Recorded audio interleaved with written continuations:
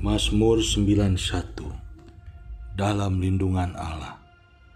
Orang yang duduk dalam lindungan yang maha tinggi dan bermalam dalam naungan yang maha kuasa akan berkata kepada Tuhan, tempat perlindunganku dan kubu pertahananku, Allahku yang kupercayai.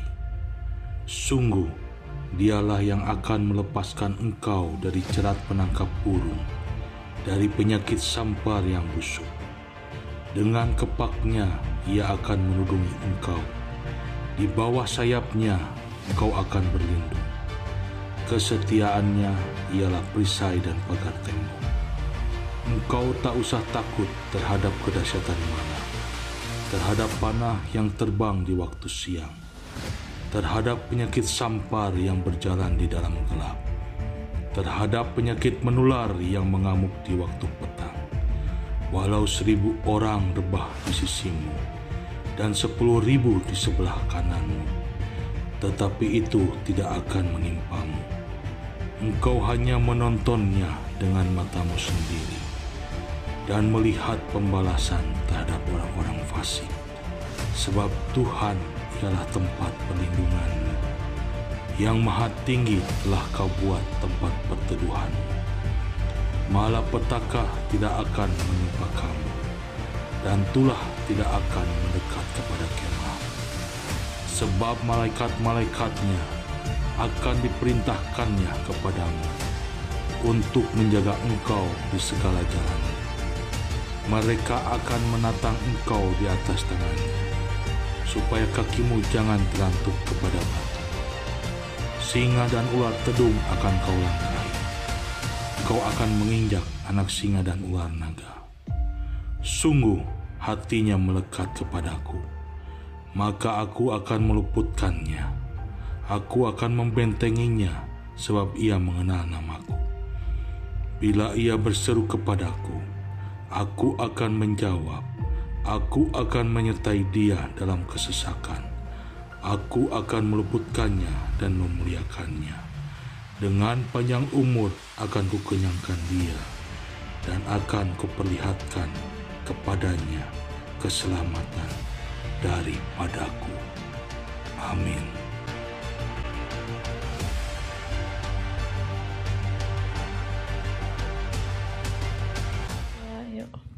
Shalom jemaat Tuhan, saya percaya semuanya dalam keadaan baik, sehat, dan bersuka cita.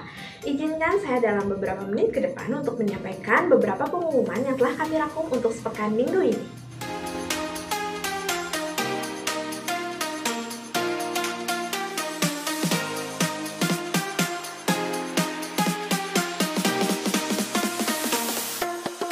Hari-hari ini kita harus banyak terus berdoa.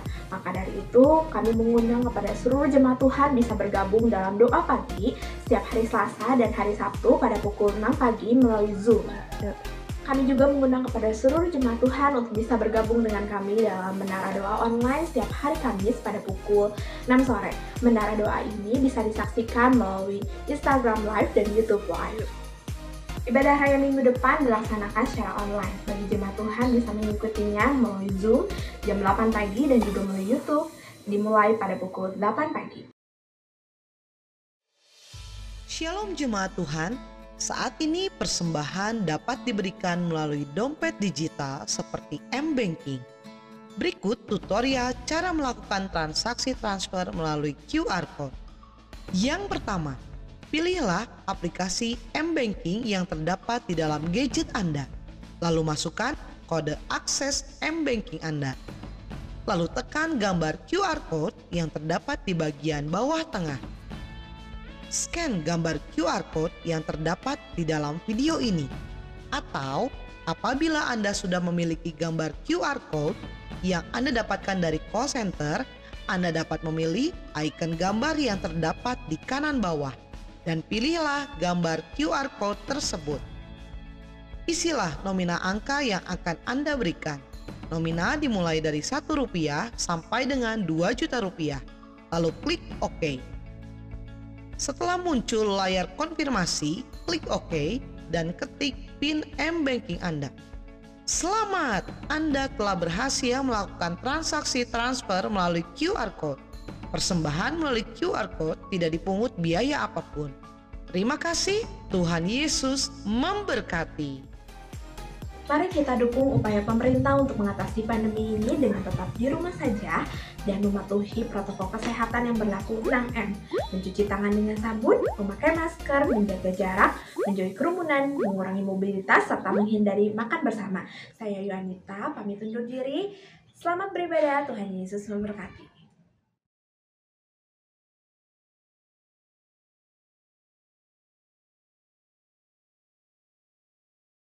Shalom saudara, saya berdoa kita semua baik dalam lindungan Tuhan. Saat ini kita sedang berada di era postmodernism, di mana salah satu cirinya ialah pendapat pribadi dianggap sebagai hal yang harus diperhatikan dan didengar. Sehingga hal tersebut mendapat tempat prioritas dalam kehidupan seseorang.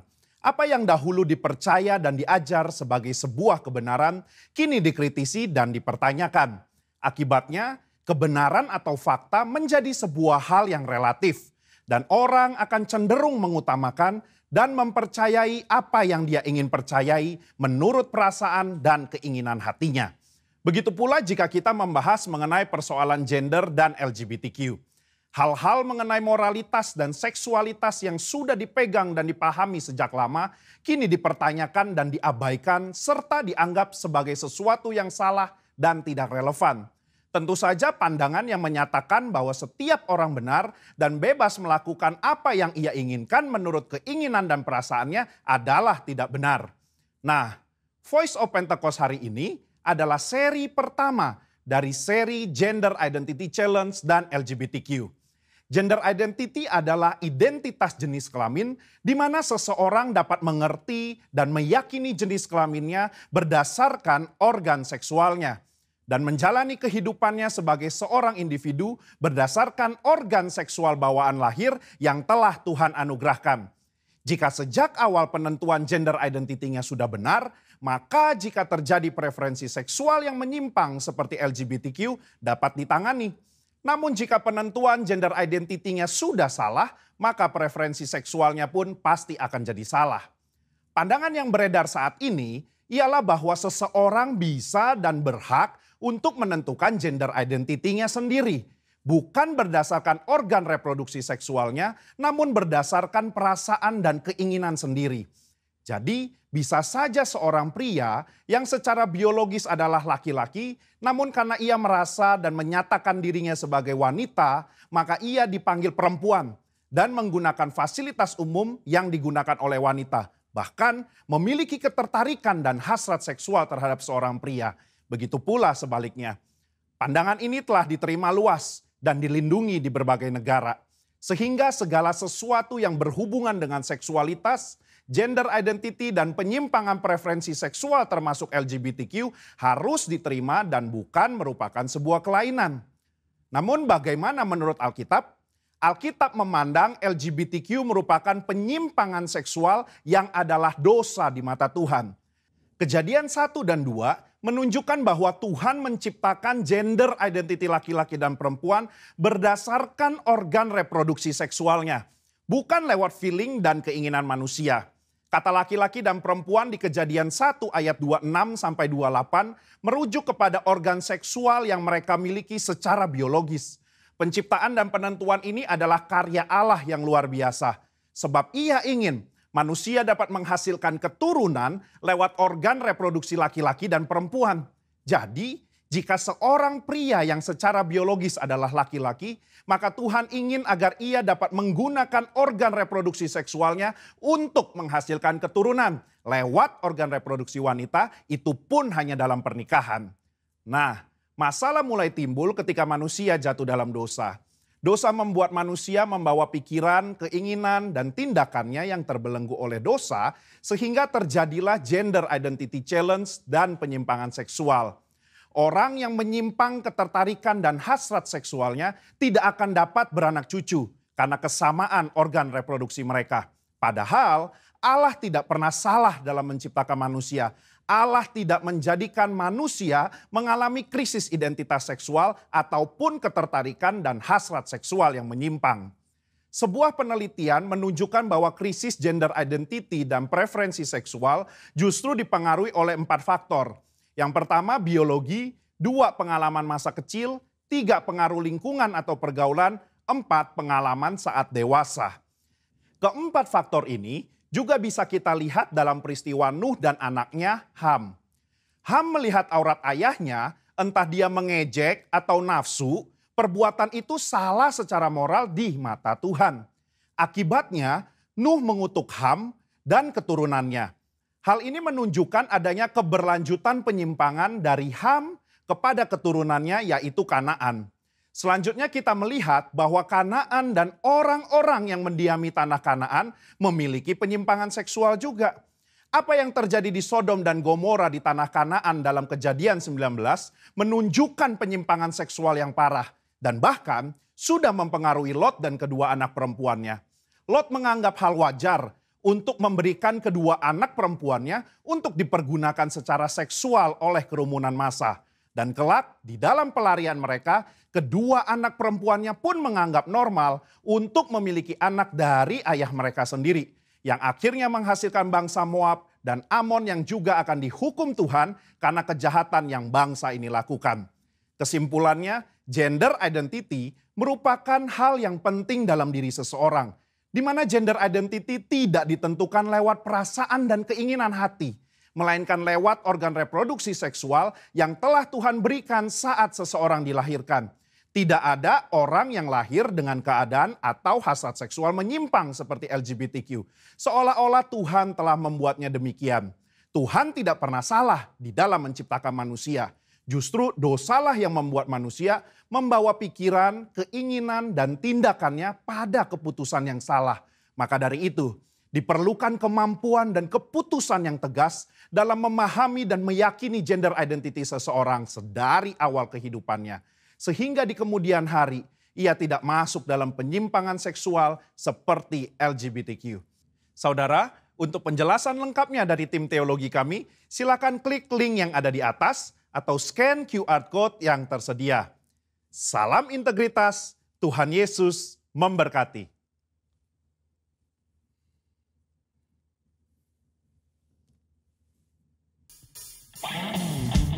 Shalom Bapak Ibu Saudara, sekali lagi shalom.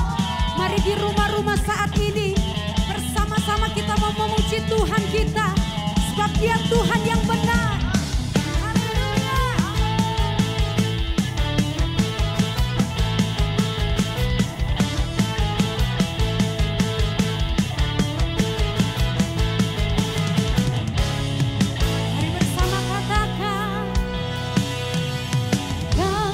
Gunung batu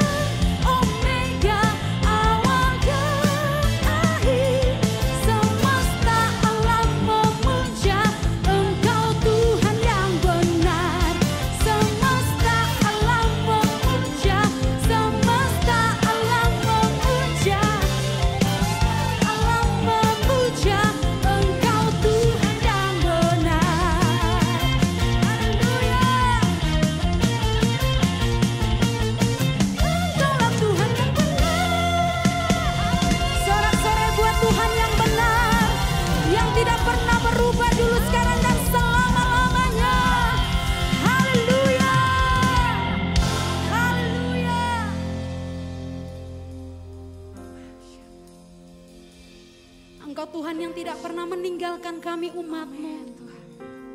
Sebab itu saat ini dalam hadirat-Mu Tuhan, bersama-sama kami mau datang menyembah Engkau. Sebab hadirat-Mu segalanya buat setiap kami. Mari Bapak Ibu Saudara di rumah-rumah, dimanapun Bapak Ibu Saudara berada, bersama-sama angkat suara kita sembah Tuhan. Kami menyembah-Mu, sebab hadirat-Mu segala-galanya. Hadirat-Mu itu kekuatan kami. Dalam hadirat-Mu kami disegarkan kembali. Dalam hadirat-Mu kami mengalami Engkau Tuhan.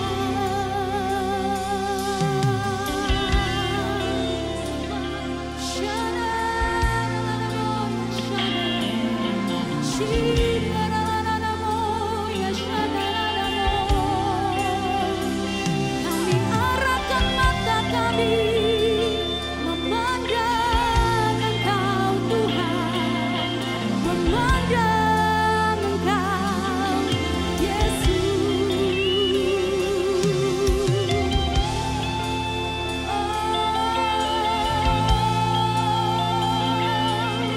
Mari sembah Dia bersama-sama Bapak Ibu Saudara.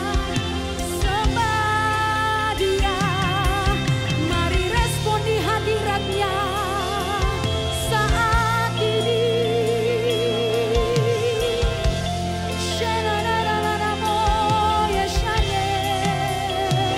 We need Your presence, oh Lord. We need Your presence, oh Lord.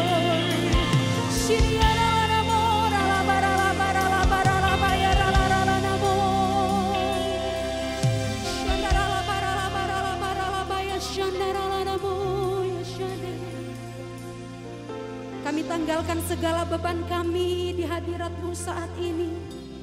Biar mata kami tertuju kepada Engkau.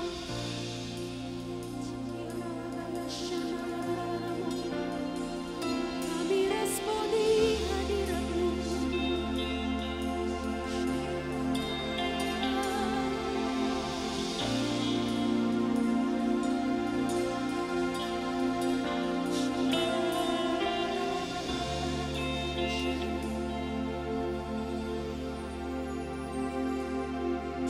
I set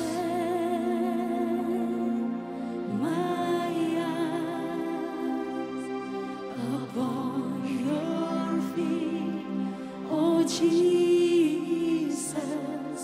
I set my heart responding to Your love. I cast my fear and surrender all to You. Lord, here I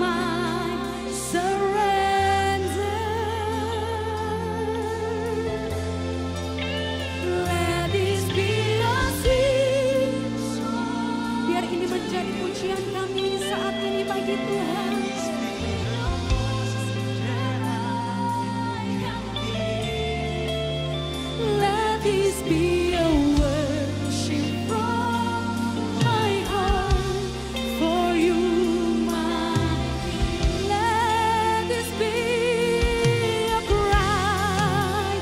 Let this be a cry from my heart, pouring out the sacrifice of praise. Let this be a worship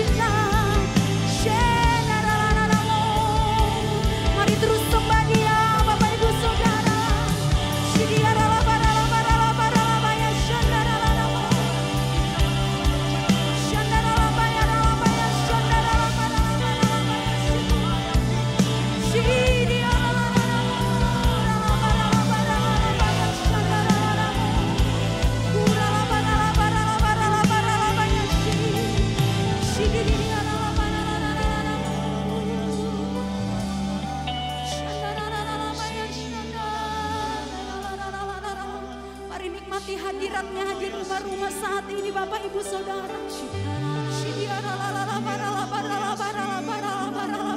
Dia sedang mencurahkan hadiratnya saat ini bagi setiap umat yang meresponinya saat ini.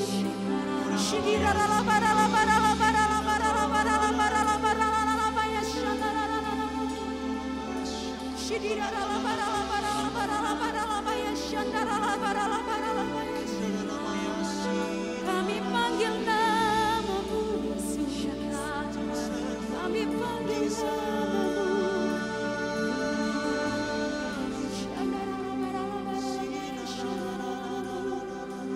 Mari angkat kedua tangan kita Bapak Ibu Saudara bersama katakan, Yesus, ku sembah Kau, sujud di hadapan-Mu, keinginan dalam hidupku hanya untuk menyembah namanya Yesus. Yesus, ku sembah Kau, sujud di hadapan-Mu, keinginan dalam hidupku hanya untuk terus panggil namanya Yesus. Yesus, Kau lihat anak-anak-Mu yang memanggil Engkau ya Tuhan.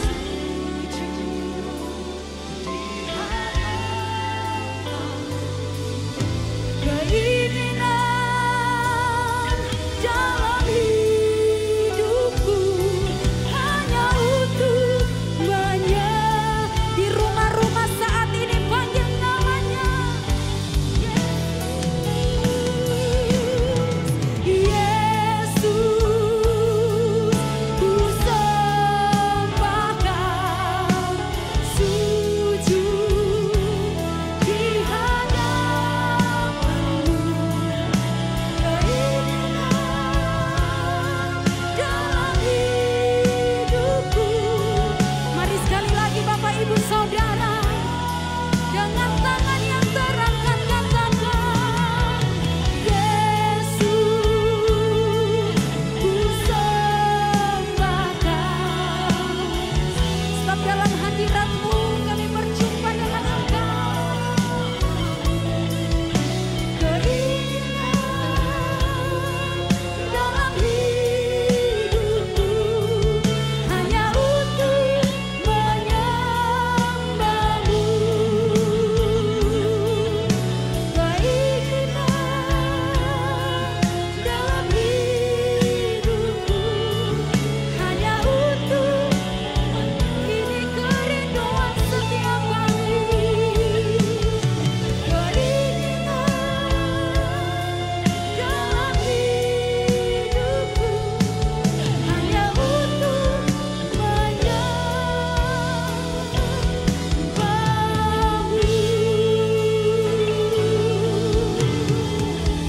Tepuk tangan buat Tuhan kita. Haleluya. Dalam hadirat-Mu ya Tuhan, kami panggil nama-Mu. Dalam hadirat-Mu ya Tuhan, Engkau curahkan kuasa-Mu. Haleluya.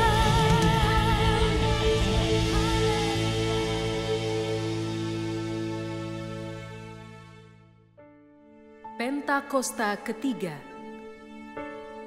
Pentakosta ketiga adalah pencurahan Roh Kudus yang dahsyat di zaman ini, melebihi yang terjadi di Azusa Street. Pentakosta ketiga akan mengakibatkan penuaian jiwa yang terbesar dan yang terakhir sebelum Tuhan Yesus datang kembali. Pentakosta ketiga akan membangkitkan generasi Yeremia, yaitu anak-anak muda yang dipenuhi Roh Kudus, cinta mati-matian kepada Tuhan Yesus, tidak kompromi terhadap dosa, dan akan bergerak untuk memenangkan jiwa. Pentakosta ketiga lahir di Indonesia dan bergerak ke bangsa-bangsa. Gerakan ini dari timur ke barat dan akan kembali ke Yerusalem. Pentakosta ketiga akan memberikan kuasa untuk menyelesaikan amanat agung, dan setelah itu Tuhan Yesus datang kembali.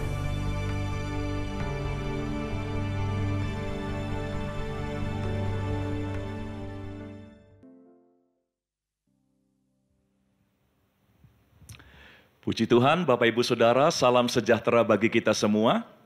Mari kita sekarang siapkan hati kita untuk mendengarkan firman Tuhan. Saya ajak kita melihat dalam Efesus pasal yang keempat, ayat 13 sampai ayat 15. Efesus pasal yang keempat, ayat 13, 14, dan 15. Saya akan bacakan demikian firman Tuhan. Sampai kita semua telah mencapai kesatuan iman dan pengetahuan yang benar tentang anak Allah, kedewasaan penuh dan tingkat pertumbuhan yang sesuai dengan kepenuhan Kristus, sehingga kita bukan lagi anak-anak yang diombang-ambingkan oleh rupa-rupa angin pengajaran, oleh permainan palsu manusia dalam kelicikan mereka yang menyesatkan, tetapi dengan teguh berpegang kepada kebenaran di dalam kasih, kita bertumbuh di dalam segala hal ke arah Dia, Kristus, yang adalah kepala. Jadi Bapak Ibu Saudara, Rasul Paulus mengingatkan kita sebuah target utama dalam perjalanan kehidupan Kristen kita. Target utamanya dikatakan sampai kita semua, siapapun kita. Ini bukan target hanya untuk para hamba Tuhan. Ini bukan target hanya untuk mereka yang melayani dan memiliki jabatan-jabatan pelayanan. Tetapi Paulus berkata sampai kita semua, termasuk jemaat, ya, pria dan wanita, tua dan muda, kita semua mencapai kesatuan iman. Ini target kita. Lalu pengetahuan yang benar tentang anak Allah, kedewasaan penuh, dan tingkat pertumbuhan yang sesuai dengan kepenuhan Kristus. Nah, kita semua harus mencapai target ini. Intinya, kalau saya rangkumkan, target utama kita selama kita hidup di dunia sebagai orang Kristen adalah kita harus mencapai tingkat kedewasaan penuh, yang akhirnya kita menjadi serupa dengan Dia, Kristus, yang adalah kepala. Nah, masih disayangkan, masih banyak kita semua orang Kristen, kita punya target, tapi tidak seperti itu target kita. Ada banyak orang Kristen ikut Tuhan targetnya hanya ingin kaya. Ada banyak orang Kristen ikut Tuhan targetnya hanya ingin bahagia, nyaman, punya ini dan punya itu. Kalau target kita hanya di situ saja, apa bedanya dengan orang dunia, Bapak Ibu Saudara? Bukankah semua itu dicari oleh orang-orang dunia juga? Bukankah semua itu juga menjadi target utama dari orang-orang yang tidak mengenal Tuhan? Semua orang ingin nyaman, bahagia, sukses, kaya, memiliki banyak hal yang baik dalam hidupnya. Nah, kita sebagai orang Kristen, kita punya target yang berbeda dengan orang-orang dunia. Mari kita kembali kepada target yang benar. Segala daya, upaya, dan semua energi rohani yang kita kerahkan adalah untuk membawa kita mencapai target tingkat pertumbuhan yang sesuai dengan kepenuhan Kristus. Ingat Bapak Ibu, dosa dalam bahasa Yunaninya adalah hamartia. Hamartia artinya meleset dari target atau miss the target, miss the mark. Jadi dosa bukan soal membunuh, berzina, mencuri, korupsi, dan sebagainya.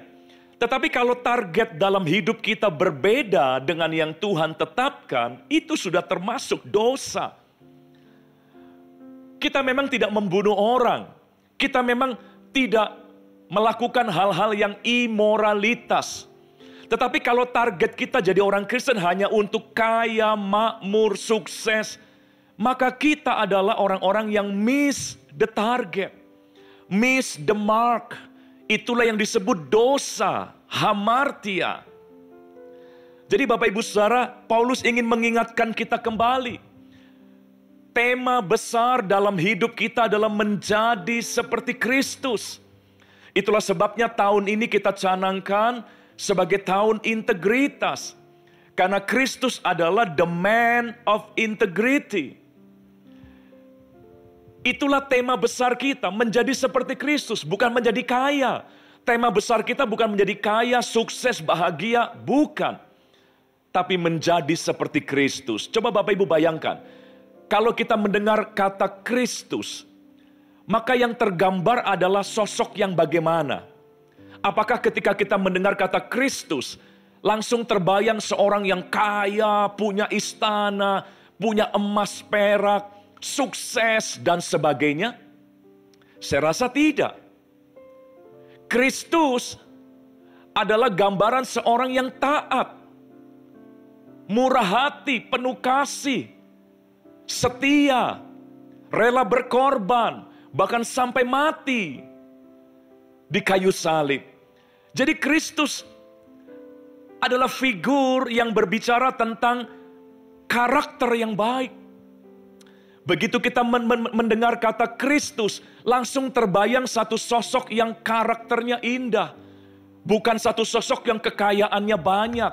Bukan satu sosok yang punya harta berlimpah-limpah. Tidak. Nah, tema besar, tema utama kita dalam hidup ini adalah menjadi Kristus. Menjadi orang-orang yang berkarakter. Setelah Tuhan menyelamatkan kita, maka selama kita di bumi, tujuan utama kita adalah kita bertumbuh, diubahkan terus-menerus sampai akhirnya menjadi seperti Kristus. Nah, Bapak Ibu Saudara, oleh sebab itu kita harus berani berubah. Dan untuk berubah, kita harus menerima setiap krisis, tantangan, dan persoalan yang datang dalam hidup kita. Persoalan dan krisis serta tantangan, problematika kehidupan, itu adalah salah satu sarana yang memaksa banyak orang mau nggak mau berubah. Dan ketika orang berubah, maka orang semakin dewasa, semakin matang. Itulah sebabnya pandemi diizinkan Tuhan. Belum lagi krisis-krisis individu secara personal. Pergumulan-pergumulan personal yang kita hadapi. Saudara, untuk berubah kita perlu tantangan. Kadang-kadang kalau nggak ada tantangan, orang nggak mau berubah. Itulah sebabnya harus ada situasi-situasi yang men-challenge, menantang. Sehingga mau nggak mau kita berubah untuk menghadapi tantangan itu. Ada sebuah kata-kata bijak dari Tiongkok. Ini kata-kata bijak kuno yang mengatakan begini, hidup memang harus penuh dengan kesulitan. Hidup memang harus penuh dengan kesusahan. Sebab lewat kesulitan dan kesusahan itulah kita berubah dan kita menjadi semakin kuat. Nah, orang-orang Kristen yang targetnya berbeda dari apa yang Paulus tadi nyatakan, orang-orang Kristen yang ikut Tuhan ke gereja, melayani hanya karena ingin diberkati, ingin kaya, ingin berhasil, dan sebagainya. Maka orang-orang Kristen seperti itu akan gampang kecewa ketika Tuhan izinkan tantangan hadir dalam hidupnya. Padahal Tuhan izinkan tantangan itu hadir untuk memaksa kita berubah. Tetapi orang-orang yang targetnya salah, mereka akan gampang menjadi kecewa, hancur, dan meninggalkan Tuhan. filsuf Yunani yang bernama Aristotle, dia pernah bilang begini, we cannot learn without pain. We cannot learn without pain. Kita nggak bisa belajar untuk bisa lebih berhikmat, lebih pandai, lebih mengerti akan sesuatu tanpa adanya rasa sakit. Rasa sakit itulah yang mungkin muncul karena persoalan yang ada, krisis yang datang, itu memberikan memang rasa sakit, memberikan ketidaknyamanan, tetapi lewat itu semua, manusia menjadi orang-orang yang berpikir. Manusia akhirnya mengalami peningkatan dalam peradaban kehidupan umat manusia. Karena lewat semua krisis, tantangan, bencana yang ada, manusia mulai berpikir bagaimana untuk mengatasi semuanya. Jadi Bapak Ibu Saudara, kalau benar kita punya target menjadi seperti Kristus, maka kita adalah orang-orang yang harusnya siap untuk berhadapan dengan segala yang tidak menyenangkan dalam hidup kita. Kita tidak anggap itu sebagai kutuk, kita tidak anggap itu sebagai kerugian, kita tidak anggap itu sebagai kehinaan. Tetapi kita justru menganggapnya sebagai sarana untuk kita berubah. Sehingga kita bisa terus didewasakan, disempurnakan, menjadi sama seperti Kristus. Tuhan Yesus pun tidak pernah menjanjikan kenyamanan. Tuhan Yesus tidak pernah menjanjikan segala hal yang serba enak. Masih ingatkah Bapak Ibu ketika Tuhan berkata, kalau orang mau ikut aku, Tuhan malah tawarkan dua benda yang identik dengan ketidaknyamanan, yaitu kuk dan salib. Semua yang mau ikut aku, harus pikul salibnya, harus pikul kuknya setiap hari. Kuk bicara, alat untuk kerja keras. Kuk bicara tentang keringat, karena itu alat yang dipakai di ladang pekerjaan. Salib bicara tentang darah, penderitaan. Itulah yang Tuhan tawarkan. Tuhan tidak tawarkan kenyamanan. Bahkan di dalam Injil Matius pasal yang ke-8 ayat 19 sampai ayat 20, Bapak Ibu. Matius 8 ayat 19 sampai 20. Dikatakan demikian, lalu datanglah seorang ahli Taurat dan berkata kepadanya, Guru, aku akan mengikut engkau kemana saja engkau pergi. Wow. Inilah yang dicari oleh banyak pemimpin kan. Follower-follower yang radikal. Follower-follower yang begitu antusias. Guru, aku akan mengikut engkau kemana saja engkau pergi. Tapi Yesus justru menjawab di ayat 20. Yesus berkata kepadanya, serigala mempunyai liang dan burung mempunyai sarang, tetapi anak manusia tidak mempunyai tempat untuk meletakkan kepalanya. Artinya, kalau kamu benar mau ikut aku, siap tidak nyaman, siap berpeluh, siap untuk hadapi tantangan, siap dengan yang namanya capek, berkorban, sengsara mungkin. Itulah yang Yesus tawarkan. Yesus nggak pernah tawarkan kenyamanan. Saudara, kalau Yesus menawarkan kenyamanan, dia tidak akan mati di kayu salib. Orang-orang akan menyambut dia. Orang-orang akan mengeluh-elukan dia. Kalau Yesus menawarkan ya kelimpahan, berkat, materi, sukses dan sebagainya, dia tidak akan disalib. Itulah sebabnya mari di tengah kemajuan dunia modern hari-hari ini, kekristenan kita jangan sampai disimpangkan targetnya atau sasarannya. Mari kita kembali kepada sasaran yang benar. Ya, selama kita di muka bumi ini, goal utama kita adalah diubahkan terus sampai menjadi serupa seperti Kristus. Dan kalau kita punya target seperti itu, kita tidak akan gampang mengeluh ketika ada masalah datang. Ketika ada persoalan datang, ketika Tuhan izinkan yang sulit-sulit datang, kita nggak akan mengeluh. Karena kita tahu lewat semuanya kita akan semakin diubahkan. Kita akan bisa mengucap syukur untuk setiap tantangan yang ada. Seperti yang Rasul Paulus tuliskan di dalam 2 Korintus pasal yang keempat. 2 Korintus pasal yang keempat ayat 16 sampai ayat 18. 2 Korintus 4 ayat 16 sampai ayat 18 dikatakan demikian. Sebab itu kami tidak tawar hati. Kami tidak kecewa, kami tidak putus asa begitu. Tetapi meskipun manusia lahiriah kami semakin merosot, namun manusia batiniah kami dibaharui dari sehari ke sehari. Kenapa kok Paulus tidak mengeluh, tidak merasa dirugikan, sekalipun secara fisik terjadi banyak kemerosotan dalam hidup Paulus. Secara lahiriah terjadi banyak kemerosotan. Tapi Paulus tidak tawar hati, Paulus tidak kecewa, tidak marah kepada Tuhan. Karena Paulus mengerti lewat semuanya itu manusia batiniah kami dibaharui dari hari ke hari. Inilah orang yang tahu tujuan hidupnya. Mereka hidup untuk diproses menjadi serupa seperti Kristus.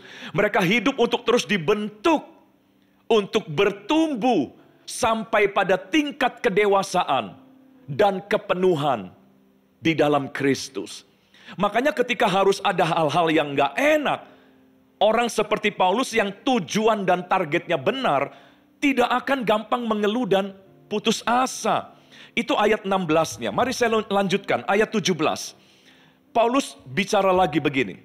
Sebab penderitaan ringan, padahal gak ringan loh saudara. Tapi Paulus anggap itu ringan. Dari mana saya tahu nggak ringan? Saudara lihat aja tulisan-tulisan Paulus yang lain.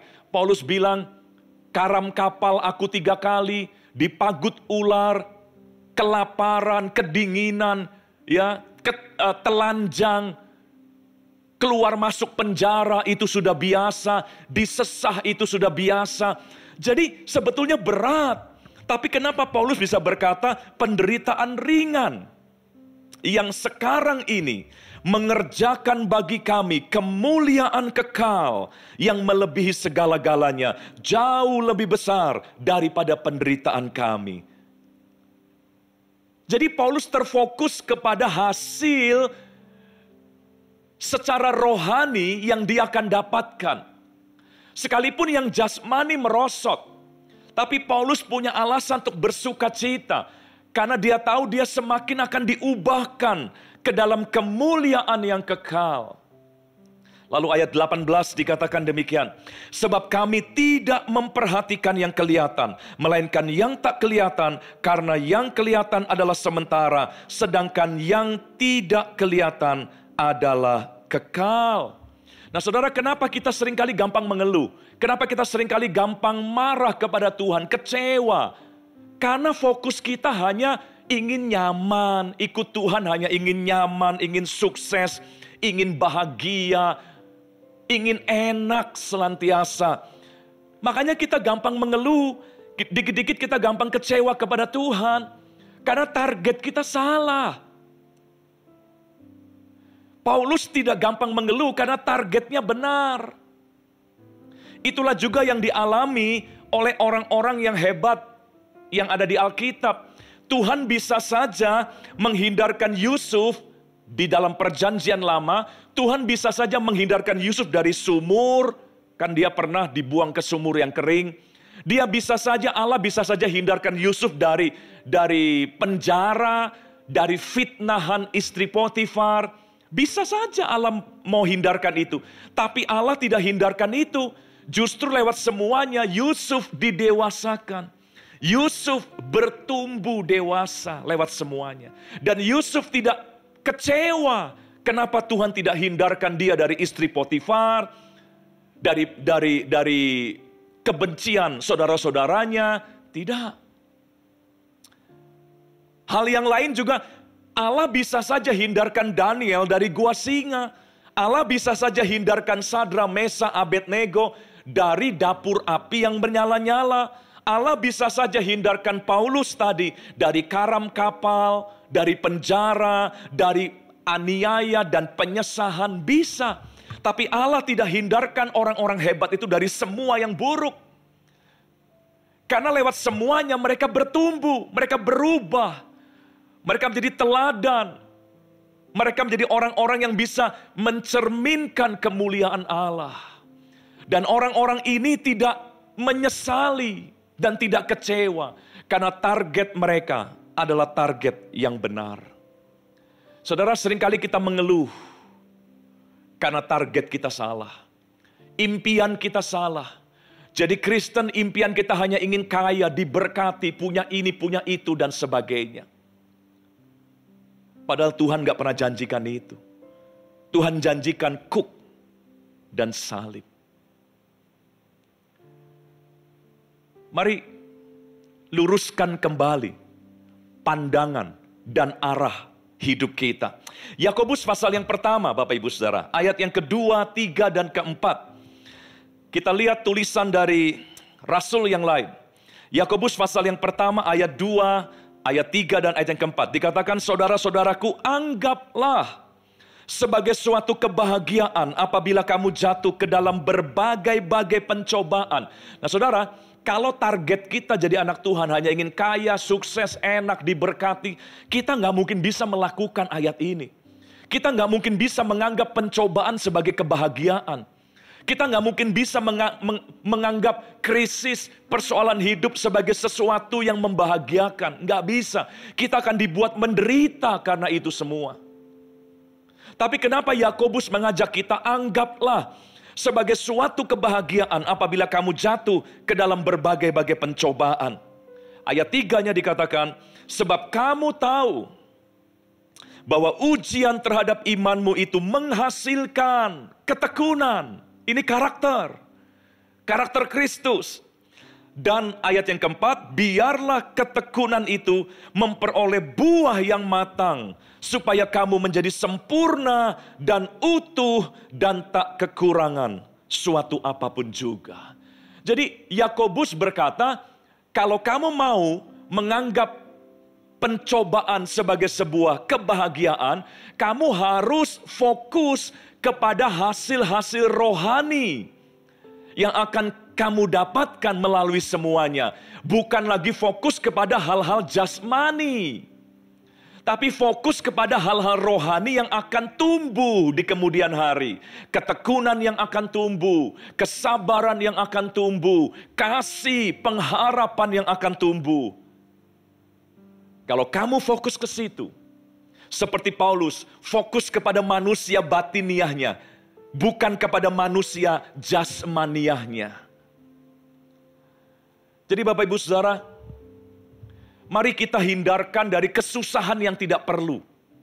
Kita seringkali susah, bukan karena keadaan yang menyusahkan kita, bukan karena Tuhan yang menyusahkan kita, tapi karena kita punya target-target yang salah. Kitalah yang menyusahkan diri kita sendiri. Seorang negarawan Amerika, Benjamin Franklin, dia pernah tulis kalimat begini, berubah mungkin sulit dan gak enak, tetapi tidak berubah pasti fatal dalam hidup kita. Berubah mungkin sulit, tapi tidak berubah pasti fatal. Nah, itulah sebabnya karena Tuhan mau kita berubah, makanya Tuhan seringkali hadirkan tantangan. Saudara, kenapa ilmu pengetahuan maju? Karena ada banyak pertanyaan dan tantangan yang memaksa orang berpikir. Kenapa dunia kesehatan maju? Karena ada banyak penyakit. Kenapa dunia ekonomi maju? Karena ada banyak krisis.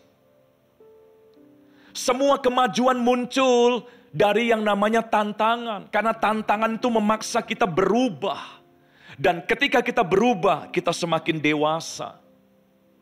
Dan semakin matang. Anda dan saya bisa berubah. Percayalah. Ya, makanya jangan lagi salah target dalam hidup kita. Ada cerita, seorang pendaki gunung legendaris yang namanya Edmund Hillary. Begitu hebatnya prestasi yang dia buat, sehingga dia mendapat gelar kebangsawanan Sir Edmund Hillary. Nah, ketika dia ingin menaklukkan puncak tertinggi dunia, yaitu puncak Everest, Mount Everest. Usahanya yang pertama gagal. Dan bukan cuma gagal, dia hampir mati, terbunuh dalam usahanya yang pertama. Lalu beberapa pengamat dan wartawan berpikir pasti orang ini pasti kapok. Nggak mungkin mau coba lagi. Tapi ternyata nggak berselang lama dari kegagalannya, Edmund Hillary mengumpulkan wartawan dan memberikan konferensi pers bahwa dia menetapkan tanggal di mana dia akan mencoba kembali untuk menaklukkan Mount Everest.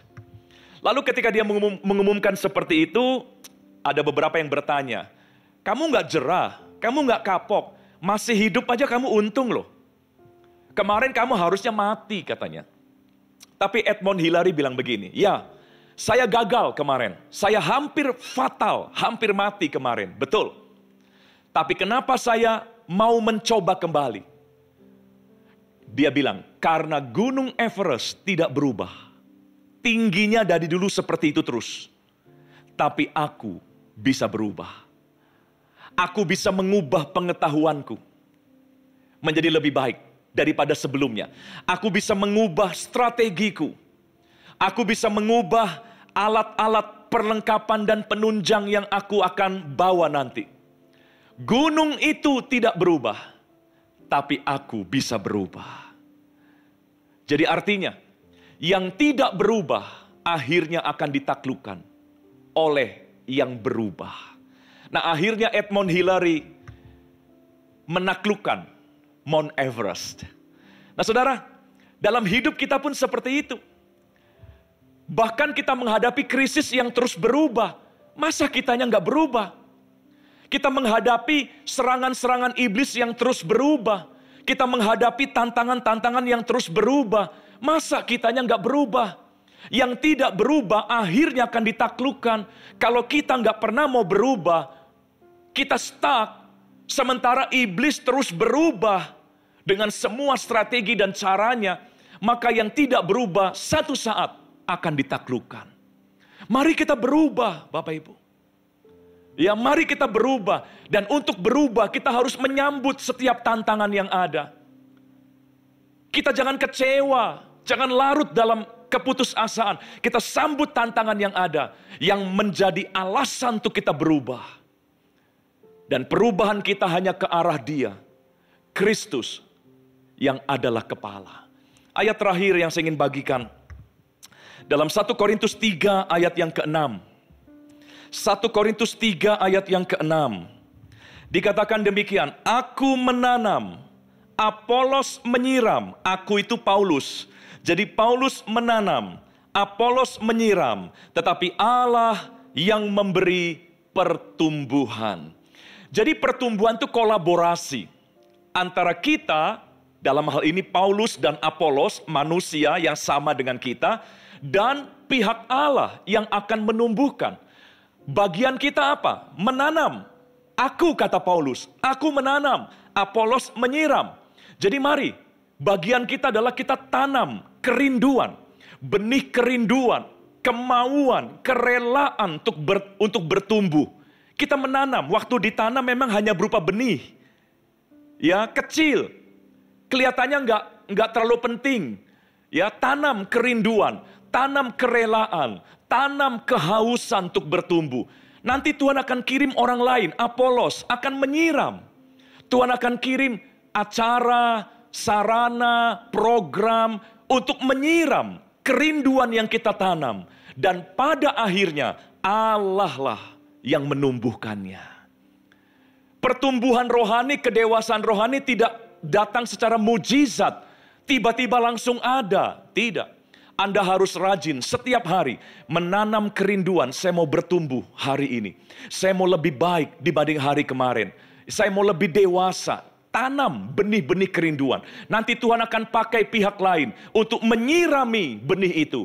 Dan pada akhirnya Allah lah yang akan menumbuhkannya. Selamat bertumbuh di dalam Tuhan, Bapak Ibu Saudara. Ke arah Dia, Kristus yang adalah kepala. Tuhan memberkati kita semua. Mari kita berdoa. Tuhan, materaikan firman-Mu dalam hati kami semua. Dan biarlah setiap kami tidak lagi alergi, tidak lagi gampang kecewa dengan semua tantangan yang ada. Dan biarlah kami tidak lagi hanya memasang target hanya untuk diberkati, menjadi kaya, sukses dan sebagainya. Tapi biarlah kami punya target yang benar, menjadi seperti Kristus. Selama kami di bumi ini, biarlah kami menjadi seperti Kristus, memberkati setiap umat-Mu dimanapun mereka berada. Dalam nama Tuhan Yesus kami berdoa. Haleluya. Amin. Amin. Mari angkat tangan saudara, terimalah berkat Tuhan. Kasih karunia yang berlimpah-limpah daripada Allah Bapa dalam Anak yang tunggal Yesus Kristus. Persekutuan yang manis dengan Roh Kudus menyertai saudara sekalian mulai hari ini sampai Tuhan Yesus datang menjemput kita di awan-awan dan bahkan sampai selama-lamanya. Yang percaya bersama-sama katakan amin.